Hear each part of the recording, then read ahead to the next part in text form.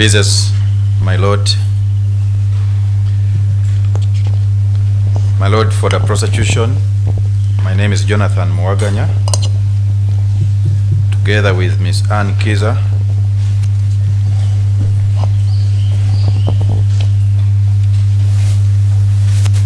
on watching brief, Mr. Stanley Okello, Mr. Pius Katumba Busobozi, Mr. Roger Mugabi.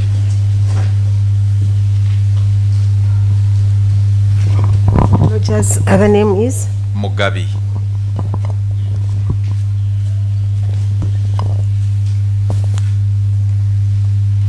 Present for the accused, Ms. Sarah Awero and Mr. Richard Kumbuga.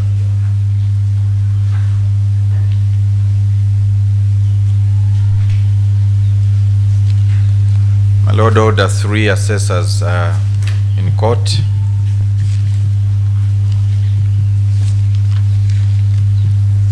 As well as the accused person.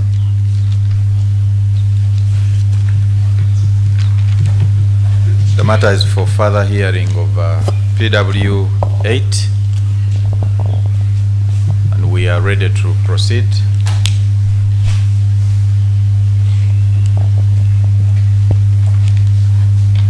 My Lord, as we request the press to be reminded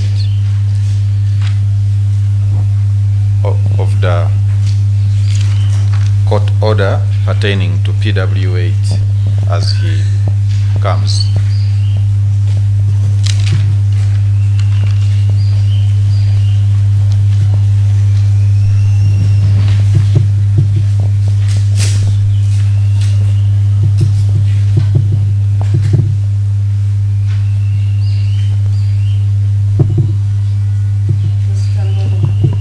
Miss, please sit down a little bit.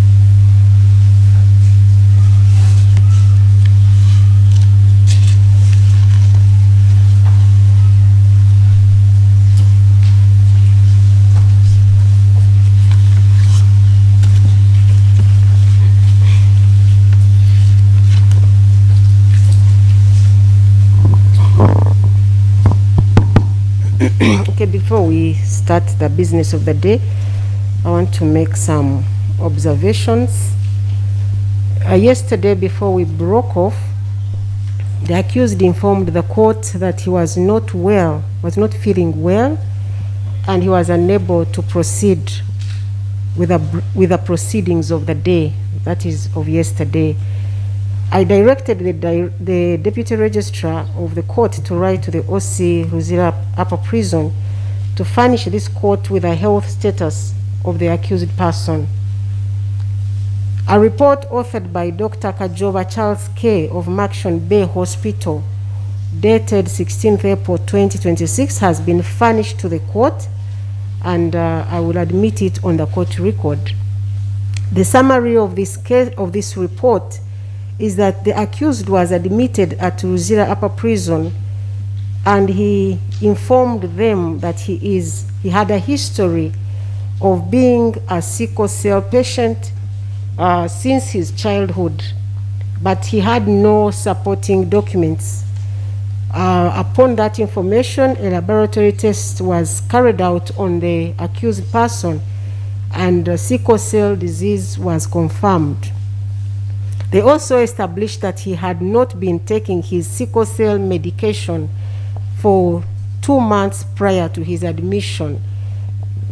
They put him on sickle cell medication, and they also, at examination, they also established that he was also underweight.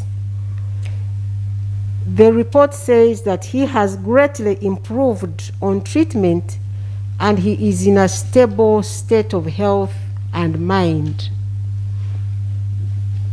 Mr. Okello, good afternoon.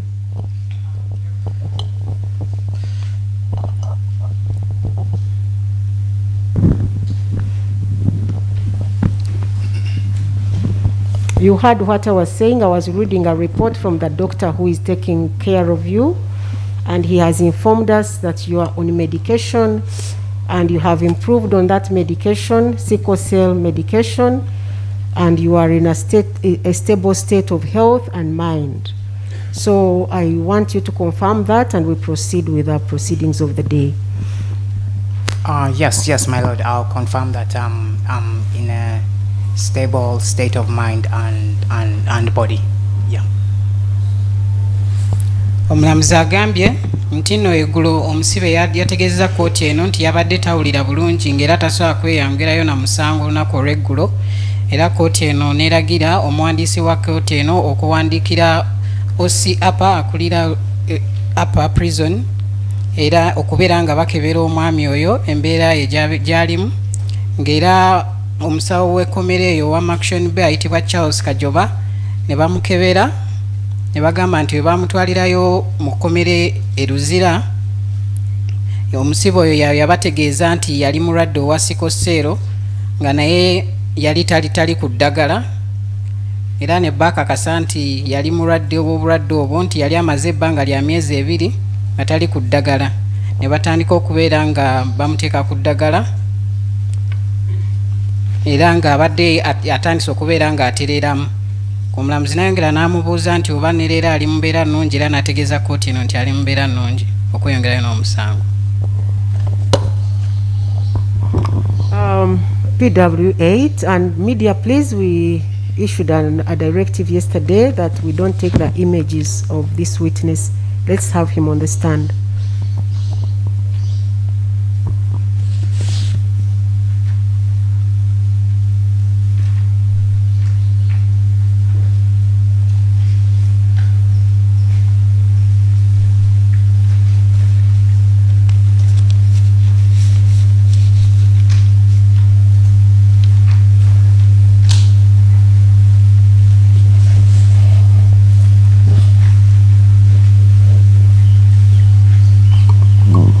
Mr. Juma, you're reminded that you're still on oath. Yesterday you swore to speak the truth, so you are still on that oath.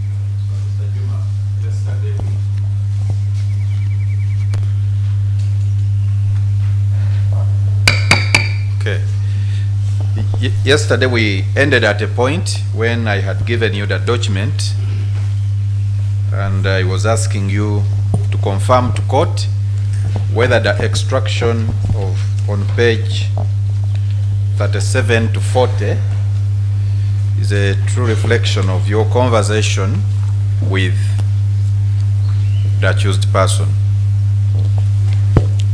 Ejjo twakomye ng'omwami wa gavumenti alina ekiwandiiko kyakuwadde n'agamba otunulemu okutandikira ku peegi eya 37 paka ku peegi ey'okuna nti oba ebyo ebiriko ne peegi eyana oba byo byennyini bye wayogerezeganya n'omusibe. Byabadde byebyo. Yes, it's true. Yeah, those ones. So I want you to take court through how the conversation began and ended. Kooti giyitiremu engeri gye mwatandikamu okubeera nga mwogera paka yo gye mwakomera. From the extraction, when did the conversation begin and how did it begin? On 12th March 2026, Okello sent a message via our WhatsApp number. Okay, so what message did he send? The first message was, "Hello, would like to visit and rent a car, please." Message eyasooka y'ennaku z'omwezi nga 12 ogwokusatu omwaka gwa 2026 Okello yaweereza message ku namba yaffe ya WhatsApp. Ddamu ebyo ssebo bwe wayogedde. It was reading, "Hello, would like to visit and rent a car, please." Ngamba hello nti njagala okubakyalira mbeere nga mpangisa emmotoka.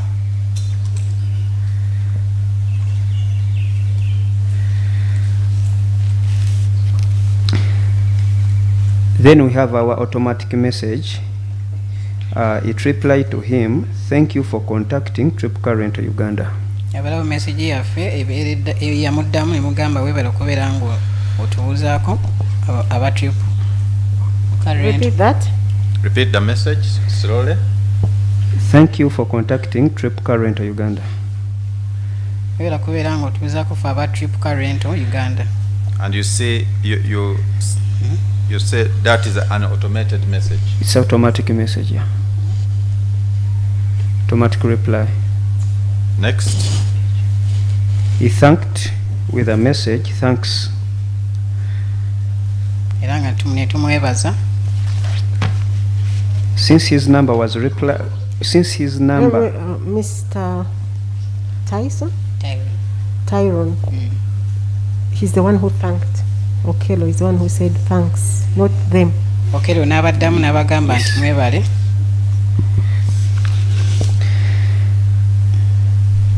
Then I replied to him, "Hello, Christopher." Ne muddamu nga mugamba nti hello Christopher. Since his number displays his names. Olw'ensonga nti ennamba eyali eredde eraga erinnya lye oba amannya ge. He replied, "Hey there." N'addamu n'agamba hey there. I replied, "Fine."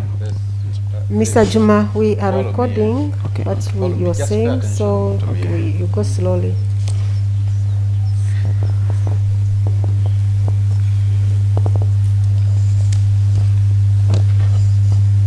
Can you just repeat what you said last? Ddamu ebyo by'oyogedde. "Hello, Christopher." And then he replies, "Hey there." Ngamba hello Christopher, ye n'addamu nti hey there. yes. I replied, "Fine." Emuddamu bulungi.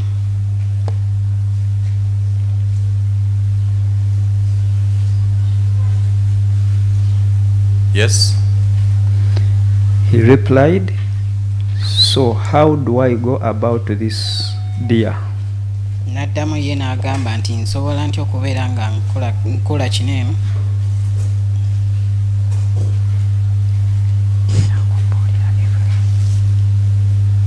Yes.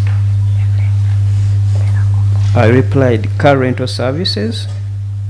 Ne muddamu ne mugamba car rental services.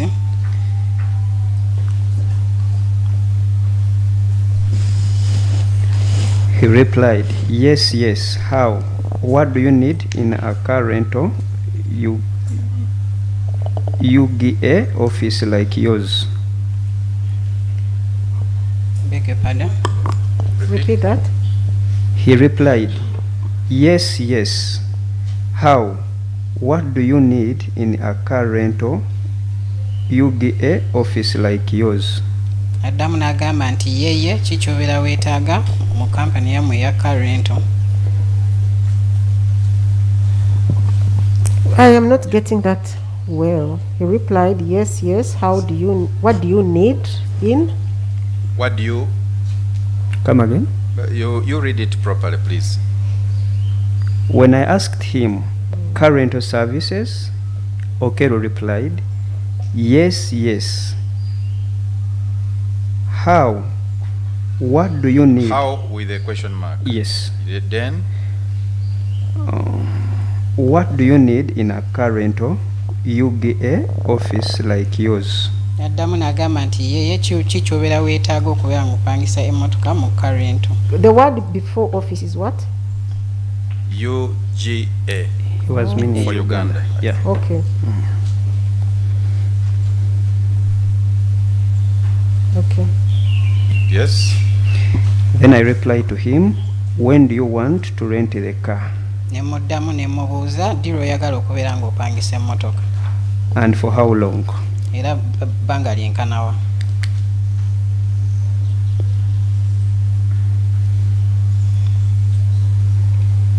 What did he answer? Kiki yaddamu? Tomorrow, ready. Tomorrow for 3 days. N'agamba enkya ajja kuba mwetegefu nga gyetaaga ennaku 3. Repeat.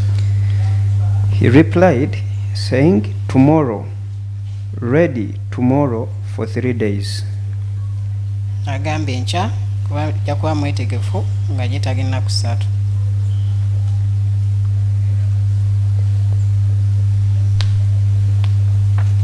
Yes. I asked him, around Kampala or around Kampala, outside Kampala? Nenziramu ne mubuuza ne mugamba gyetaaga mu Kampala oba nga obweru wa Kampala.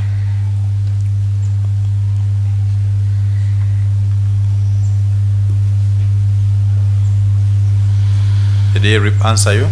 Yakuddamu He answered, inside Kampala only. n'agamba munda mu Kampala mokka.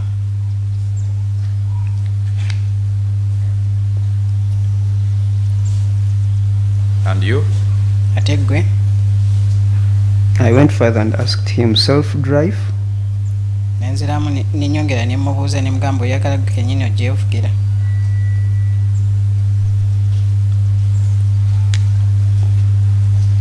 Did he answer you? Yakuddamu Yes, he said, yes, self-drive suits me. n'agamba nti ye nze njagala okuba nga njyevugira.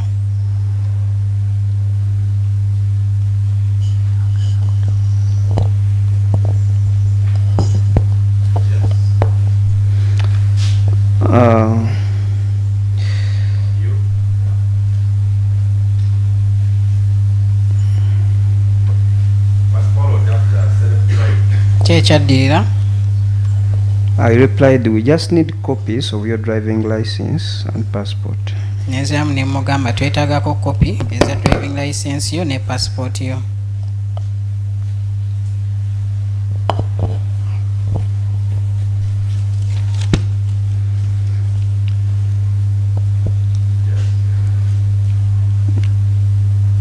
Only as requirements. Ng'ebyo byokka bye tubeera twetaaga. All. We just need copies of your driving license and passports.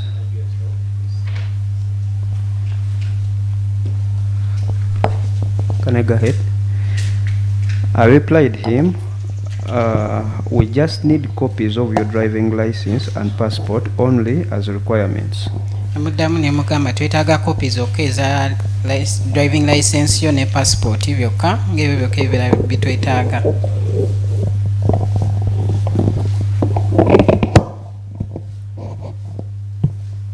Did he reply? Yakuddamu. Yes, he did, saying credit card bond as a question. What did he say? Credit card bond. Credit card bond. I don't have much money for that on credit card. Nagamba yali talina ssente zonna ku kadi ya credit.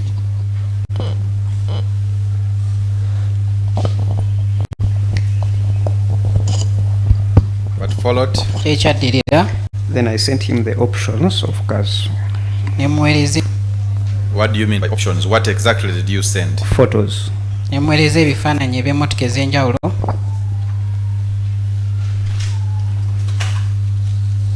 Did any communication ensue after you sent him the different photographs of the vehicles?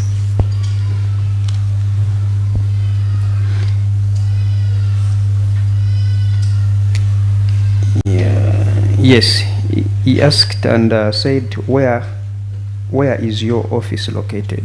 Yayongera n'abuuza nti ofiisi zammwe zisangibwa wa? Can you read it as a whole? Can you read it in the way it's complete? Osobola kusoma message eyo yonna awamu.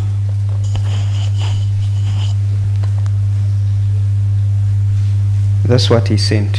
Read it again. Ddamu ogisome. Where is your office located? Dear.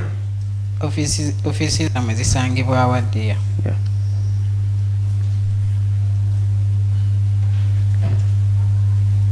Yes.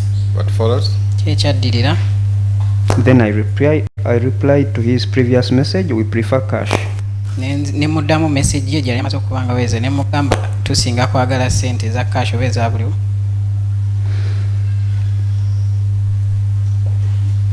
Then him. Ate ye Okay. Offering starts at what price? agamba nti ssente batandikira ku ssente mmeka omuwendo ogwo. Repeat that, please. Okay. Offering starts at what price? Can you read the words as they are, please? Be careful. Don't read the word as it is in the text. Should Soma I ekigambo nga bwe repeat? kiri Yes, mu message. please. Okay. Offering starts at what price? Yeah. Starts. Okay. Offering start at what price? Nti okay okutandika okupangisa motoka mutandikira ku ssente mmeka? And you? Ate Which gwe one would you like? nenziramu ne mubuuza gwe oyagala ki?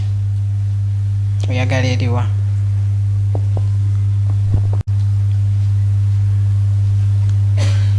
And him?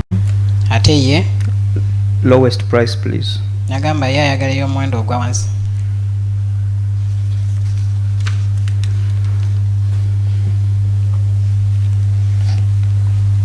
Next. I replied him $45. Ne muddamu ne mugamba $45. Then I tagged the photo Dollars with a sign or with with a words? sign. With a sign.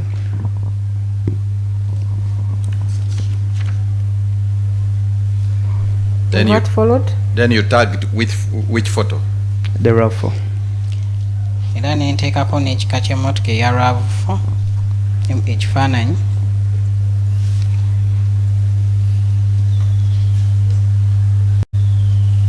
Is that the RAV4 whose number you gave to court yesterday? Yes. Nti yeyo RAV4 enamba gye yawandiise eggulo mu kkooti gye yawaddeyo. What followed? Ekyaddirira RAV4. He replied, RAV4, but a newer would be nice. nagamba RAV4 naye Noah yandibadde esingako.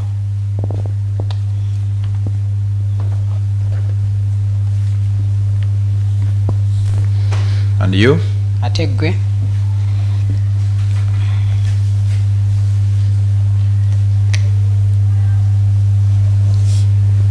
I replied to him, Noah, with $80 emuddamu ne mugamba yo with a Noah sign. esobola okubeera ya $80.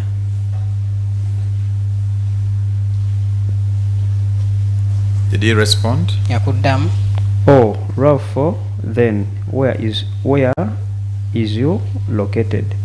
neddamu nagamba ye kaali RAV4 kati osangibwawa. Repeat that, please. Repeat.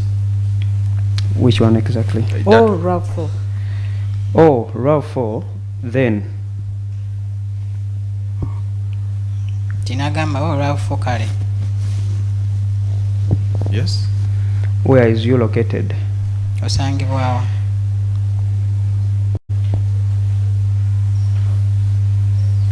And you? Freedom City, Entebbe Road. Ne mugamba ku Freedom City ku luguudo lw'Entebbe Road.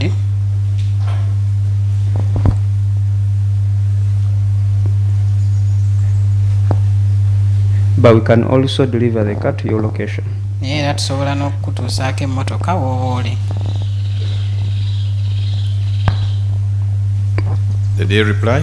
Yakuddamu Will come, will come, will visit you. Read. If it's a full stop, read and indicating as if it's a full stop. Will come, will visit you. agamba nti nja kujja bakyalire. Thanks for your time and we'll try to be early. Weebale olw'akaseera ako era njagezaako okukwanguwa oba okeera. That is him still. Yes. Yeah. Thanks for your time. Come again? Read it again. Ddamu obisome. Thanks for your time. And we'll try to be early.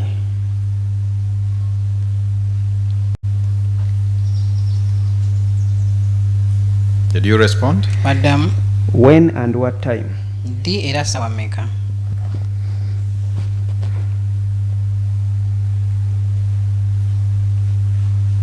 Did he answer you? Yakuddamu I would like late morning, but not sure could stretch little past 12 p.m.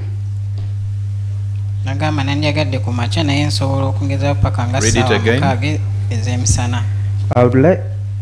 I would like late morning, but not sure could stretch little past 12 p.m. Nti nandyagadde ku makya naye nsobola n'okunikirizaako ng'essaawa zimaze okuyitako ku ssaawa mukaaga ez'emisana. What followed? Ekyaddirira Today, mugamba nti leero Who was asking him today? me. Okay. Yeah. Did he respond? yaddamu No. nagamba nedda. Sorry. No worry, I thought we were talking about tomorrow. Nga teweerabikira mbadde mmanyi nti oba twogera ku lunaku olw'enkya. Repeat that, please. I read again. Yes. No worry, I thought we were talking about tomorrow. Teweeraliikira mbadde mmanyi twogera ku lunaku olw'enkya.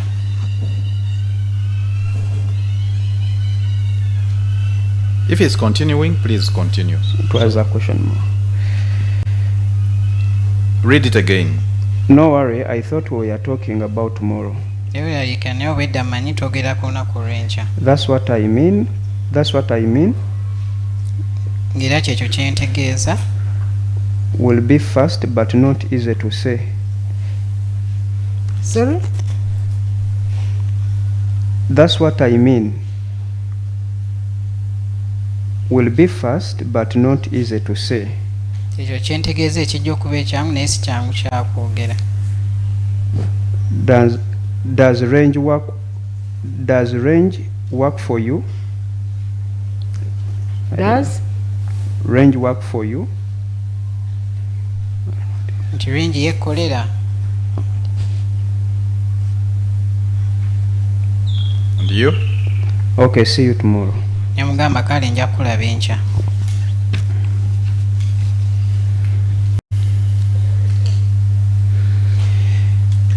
What followed? Kyekyaddirira.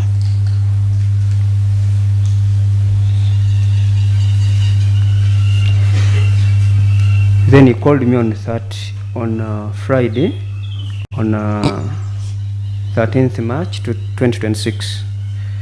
nakubira ku lunaku olwokutaano ezaala ennaku z'omwezi nga 13 ogwokusatu mwaka gwa 2026. What time? Sawa meka? It was around 10. No, it's not around. What time is reflected? Zaali sawa meka? Ezo zennyini. 22 past 10 a.m. 22 past 10. Kwali kuyiseeko eddakiika 22 ku ssaawa 4 ez'okumakya.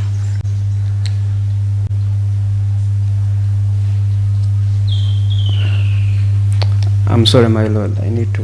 It's okay, you can correct anything you need to correct.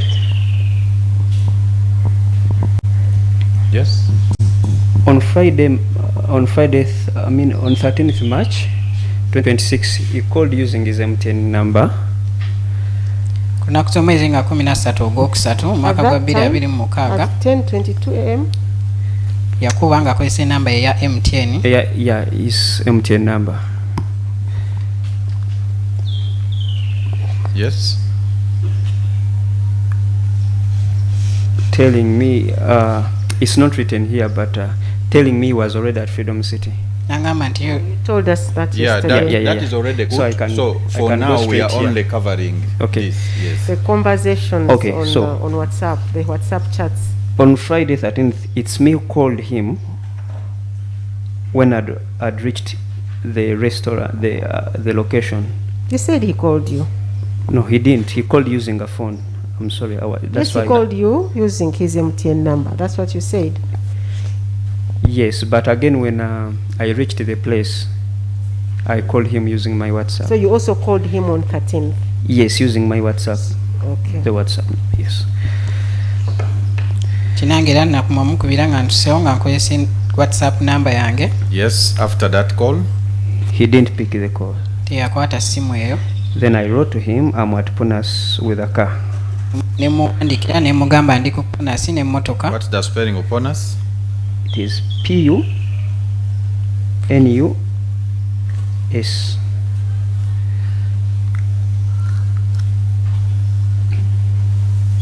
Did he reply that message? Yaddamu message On Friday? Mr. Mwaganya, please hold on a little bit. Okay. He did not pick and you sent him a message. What did you say in your message? I'm at Punas with a car. And you can repeat the spelling of that Spelling. one. Yeah. PUNUS.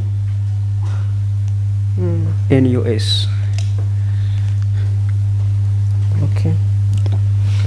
So did he reply that message on Friday? message eyo yagiddamu ku lunaku olwokutaano. That Friday. No, That- he the didn't. 13th. Okay. Teyagiddamu. So what followed Kyekyaddirira. from the conversation? He came back on 14th March 2026. Yanziira ng'ennaku z'omwezi nga 14 What did he say ogwokusatu nga on 2026. the 14th? Hi, I called and waited, but I needed to go early. Namugamba nti hai nakuba naye nabadde neetaaga okuba nga ngenda mangu. Can we do the deal again? Tusobola Hi, I called and Hi, I called and waited, but I needed to go early. nti nakuba era nenninda nina ekyali kineetaagisa okgenda amangu. Yes.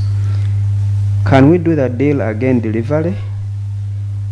Tusobola okukola ddiiru neera bubere nga muntuusaako emmotoka eyo. Did you reply to his message? Message eyo wagiddamu. Yes, we can, no problem. Where can the car be delivered? Mugambe ye tewali buzibu, emmotoka obadde oyagala tugituusizeewa.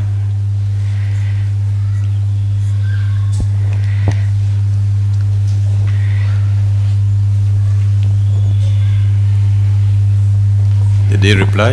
Yakuddamu. Yeah, he replied, where is your office? N'addamu n'abuuza ofiisi zammwe ziriwa.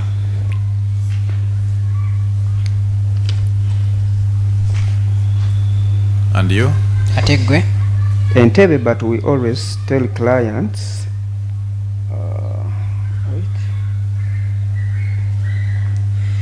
Entebbe, but we always tell clients from Kampala to come at Freedom City Mall.